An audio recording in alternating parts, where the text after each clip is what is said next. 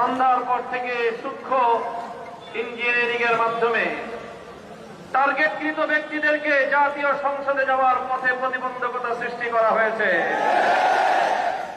Deep স্টেটের agenda বাস্তবায়ন করতে বাংলাদেশের জনগণের অর্থে লালিত প্রশাসন ব্যবহৃত হয়েছে। সিসি আপনাকে বলতে চাই, আপনার পূর্ববর্তী সিসির পরিণাম থেকে আপনি শিক্ষা গ্রহণ করুন।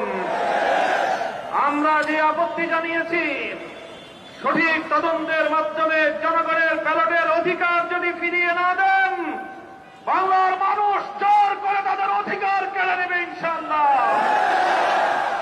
আপনাদের এই প্রহসনের প্রতিবাদ করার পর গোটা বাংলাদেশ জুড়ে আমাদের 11 দলীয় নির্বাচনী ঐক্যের নেতা কর্মী সমর্থকদের উপর